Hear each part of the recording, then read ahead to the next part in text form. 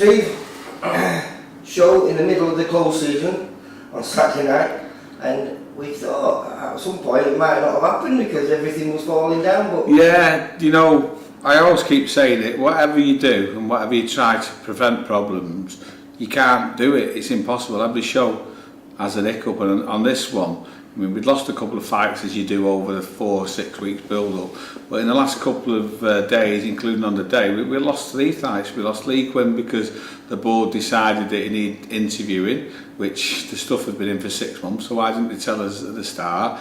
Then we lost Sean Cares, who'd sold a load of tickets, problem with his eye test, which will be cleared up today. You know, so again, if we'd have been notified a little bit earlier, we could have sorted that problem out, but it was Friday morning, just didn't give us a chance. And then Saturday, Jay Fowler's opponent comes in a stone heavier.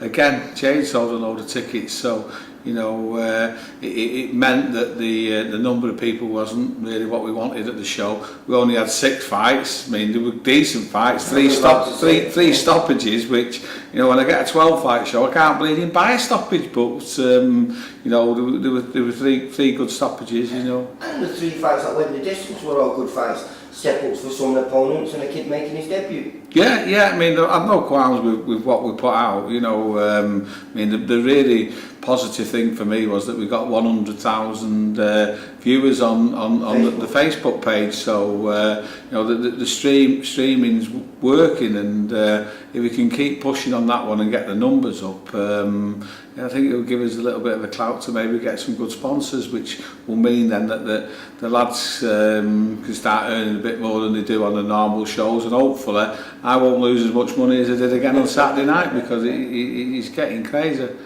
Right, well, let's run through them quickly. I mean, we had starting off the night was Brendan Kenwright, sorry. Yeah, debut for Brendan, a little bit nervous, and thought the experienced Danny Little, who always gives everyone a test, and he did give him a test. I mean, I think Danny switched southpaw quite a lot to frustrate him, and he did frustrate him, but I spoke with Brendan afterwards, and he said he learned a lot from that fight, you know, so... well, you've got to take into consideration 5 years since he was last in the ring as an amateur. Yeah. He did well. He did, and you've got to give him credit, you know, so hopefully, like we say, he said he'll learn from that, so let's hope he does build on that, yeah. And then Tom McGuinness, a little bit of a step up really in German, in Michael Mooney. Yeah, Mooney always comes in as a go, but he handled him fairly comfortably, yeah.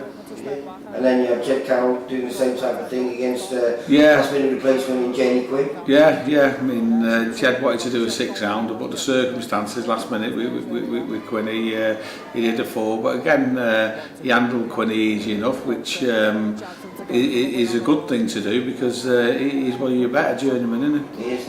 And then, I think what he's been showing potential of doing all the way through it, Colin Day, getting his first stoppage. Yeah, I said to you last time there, I mean, of all the kids that have signed on who's impressed me the most, it's Colin Day, and that's because he's got a great fan-friendly style, isn't it? You know, I mean, he wants to get stuck in right from the start, and he's got a tremendous work rate, so, you know, all the people who come and watch Colin, I'm sure they'll be telling the friends, and hopefully he can build up a big following, because he is an entertainer, yeah. And because Steve Backhouse isn't a journeyman, he's just a guy who's on the road looking for a win, he comes to have a fight, and obviously that was where the downfall was. That's right, yeah, he caught him with a belting overhand, right, and I don't think he recovered from it. I know he got up, but Colin was over him straight away, and that was out, yeah. And then when you put 2 VIP fighters together, in Mark Evans and Ricky Starkey, again, they both deliver.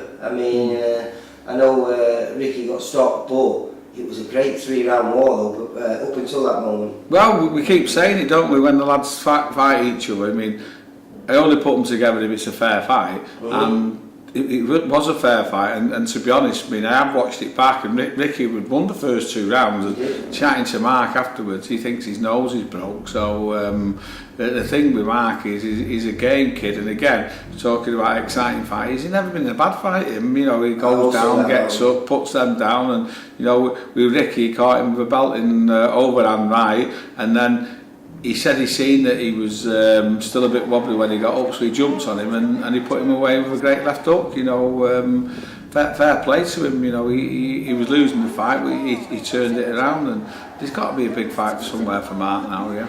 Yeah, and then obviously top of the bill, Masher. Well, that was made to order, wasn't it? That fight, because you know, Tommy Talker's 5 weeks away, and you know, he couldn't really take any risks, so.